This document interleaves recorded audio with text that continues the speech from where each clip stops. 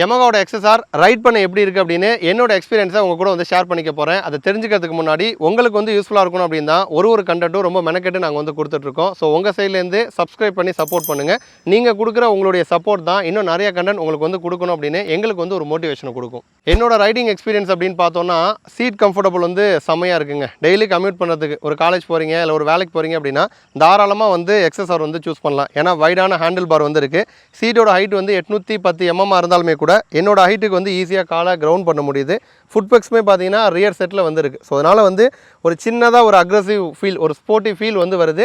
Same time வந்து ஒரு back pain, body pain இல்லாமல் சிட்டியில் நம்மளால் வந்து ட்ராவல் பண்ண முடியும். அதேமாதிரி இன்ஜின் பார்த்தீங்கன்னா பயங்கர ஸ்மூத்தாக இருக்குது. நம்ம செகண்ட் கியர், தேர்ட் கியர் அப்படின்னு கியர் சேஞ்ச் பண்ணி லைட்டாக கிளச்சை ரிலீஸ் பண்ணாலே பார்த்தீங்கன்னா வெஹிக்கிள் அப்படியே ஸ்மூத்தாக வந்து போகுது. பெருசாக நாய்ஸ் வந்து இல்லை. சேம் டைம் வந்து பர்ஃபார்மன்ஸும் வந்து செம்மையாக இருக்குது. என்னால் வந்து ஒரு ட்ரிபிள் டிஜிட்டை வந்து ரீச் பண்ண முடிஞ்சுது. அதில் வந்து ஸ்வீட் ஸ்பாட் அப்படின்னா 80 to 90 கிலோமீட்டர் கிட்ட நம்மளால் வந்து என்ஜாய் பண்ணி போக முடியுது. 90க்கு மேலே போகிறப்ப லைட்டாக வைப்ரேஷன்ஸ் வந்து ஃபீல் ஆகுது. சேம் டைம் பைக்கிலோட வெயிட்டுக்கு தகுந்த மாதிரி வாப்லிங்கும் பார்த்தீங்கன்னா நமக்கு வந்து ஸ்டார்ட் ஆகுது. அப்போ சிட்டிக்குள்ளே முழுக்க நம்ம வந்து என்ஜாய் பண்ணி போகலாம். டாப் கியரில் ஒரு 50-55 அந்த ஸ்பீடில் நம்மளால் வந்து மெயின்டைன் பண்ண முடியும். ஹைவேஸ் அப்படின்னு போனோன்னா 80 to 90 வரைக்கும் கம்ஃபர்டபுளாக நம்மளால் வந்து க்ரூஸ் பண்ண முடியுது.